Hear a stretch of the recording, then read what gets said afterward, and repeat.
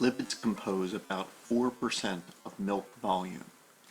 Half of the energy contained in milk is stored in the lipids secreted in milk. The majority of the lipids of milk are triglycerides, composed of a molecule of glycerol bound to 3 fatty acids. There are other lipids in milk as well. There are free fatty acids, there is cholesterol, there are phospholipids.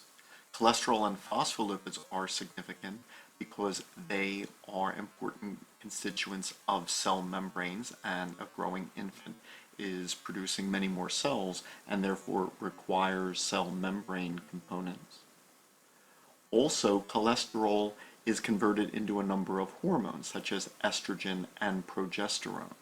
And milk contains both estrogen and progesterone, which are steroid hormones. Some hormones are modified fatty acids. Not only can the fatty acid precursors to these hormones be in milk, also some of the fatty acids of milk, like arachidonic acid, can serve as signals. And there are also white blood cells in milk which can be producing signals. And so the lipid content of milk includes fatty acid hormones known as eicosanoids. The sources of these milk lipids can be varied. They can be produced from glucose in the cells of the lactating mammary gland. These could be lipids that the mother ingested in her diet, which were absorbed from circulation and transported into milk, or they could be absorbed from circulation after being processed by the liver. So these would be lipids released from the liver. Unlike the carbohydrates of milk, which are fairly constant, or the proteins in milk, which are fairly constant, the lipid components of milk are extremely variable in many aspects. For example, the first milk released while an infant is suckling before milk is about 2% fat, while the hind milk released towards the end is about 6% fat.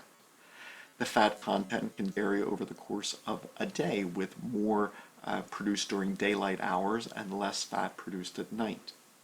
There are variations in the lipid molecules released between women, and a woman can change the components of her milk fat with changes in her diet.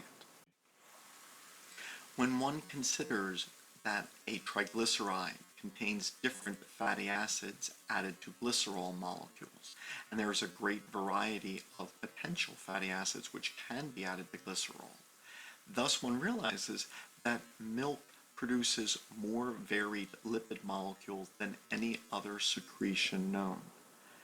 These fatty acids can be important in the developing brain of the infant. They help to determine which types of local hormones are made by immune cells, given that some fatty acids are the precursor to make omega-3 fatty acids, while others omega-6.